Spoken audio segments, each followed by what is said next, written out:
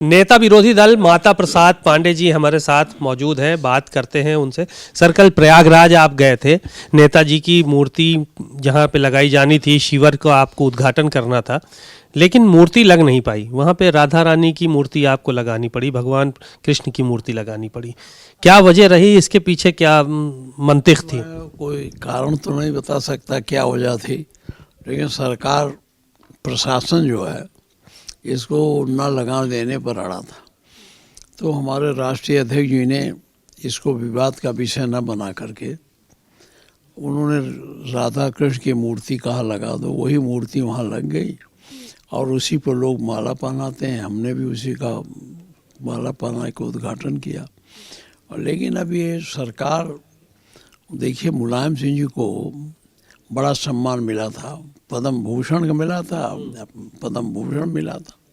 तो एक तरफ उनको आप इतना बड़ा वो दे रहे हैं और दूसरी तरफ उनकी मूर्ति नहीं लगाने दी, जबकि हर टेंट में जो वहाँ आप जगह जगह देखेंगे तो मोदी जी की और प्रधानमंत्री जी का कटआउट लगा है।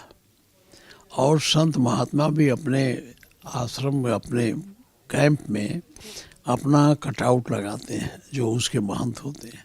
तो उन समों का चले तो कटआउट और मूर्ति में कोई बड़ा फ़र्क है नहीं। हालांकि हमारे नेताजी का मैंने देखा कैंप में बाहर नहाते हुए गंगा में, उस कुंभ में जब वो गए थे तो नहाते हुए उनका और इस तरह से उनका फ़ोटो वहाँ लगा हुआ है। तो इतना सब के बावजूद जो है इससे कोई दिक्कत नहीं हुई, लेकिन मूर्ति रखने में उनको पता नहीं क्या दिक्कत हुई कि इसमें राजनीति हो जाएगा। कौन सी राजनीति हो जाती मैंने कहा। कुंभ में नहीं हुई थी राजनीति? कुंभ में तो लगने दिया था कि कुंभ में राजनीति नहीं हुई थी। कुंभ में लगा था, हमें उद्घाटन करके आए थे, कोई किसी प्रकार का कोई विवाद नहीं हुआ। लेकिन अब ये लोग, दरअसल ये सरकार डरी हुई है, क्योंकि माननीय मुलायम सिंह जी ने अपने टाइम में भाजपा को उत्तर प्रदेश में उभरने नहीं दिया, भाजपा को करीब करीब खात्मे पर पहुंचा दिया था। तो हमको लगता है ये लोग, उनकी वो नहीं है तो उनकी मूर्ति से डर रहे हैं कि इनकी मूर्ति लग जाएगी तो हम लोगों का रास्ता ख़त्म हो जाएगा। यही वजह है कि सरकार लगने नहीं दे रही मूर्ति। एक लिट्टी चोखा की सियासत इस वक्त बहुत गर्म है। कल समाजवादी पार्टी कार्यालय में सर्व समाज के लिए लिट्टी चोखे का आयोजन किया गया नए साल के मौके पर, और एक संदेश देने की कोशिश की गई कि भाजपा के विधायकों को लिट्टी चोखा खाने पर नोटिस जारी किया गया और हमारे यहाँ सर्व समाज के लोग लिट्टी चोखा खा के जा रहे हैं। लिट्टी चोखा की सियासत इस वक्त चरम पे चल रही है उत्तर प्रदेश की राजनीति में। अब देखिए, लिट्टी चोखा कोई आयोजन करता है लिट्टी चोखा खिलाने का, तो इसमें क्या बड़ी बात है, अच्छी बात है। तो हमारी पार्टी ने आयोजन किया, सबके लिए किया, केवल ब्राह्मण के लिए नहीं, सबके लिए किया। सब लोग आए, लिट्टी चोखा खाए। और जहाँ तक समाजवादी पार्टी की बात है तो वो हम उसके तरफ से यही कह सकते हैं कि भाजपा, भारतीय जनता पार्टी में ब्राह्मण अपने को असहज महसूस कर रहा है। उसको लगता है कि उसको वहाँ वो सम्मान नहीं मिला है। उसका कारण यह है कि वो उनके लिट्टी चोखे पर भी इन्होंने नोटिस जारी दी, क्यों इतना लोग इकट्ठा कर नोटिस। तो ये तो भारतीय जनता पार्टी की अधिनायकवाद का प्रतीक है, उनका यह आदेश। लोग कह रहे धारा 144 ब्राह्मण विधायकों के लिए लगाई गई कि इकट्ठा जमा ना हो कहीं पे।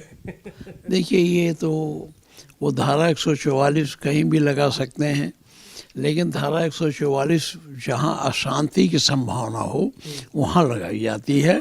जहाँ अशांति न हो, 4 आदमी बैठ के खाना खाएं, वहाँ 144 लगाओगे।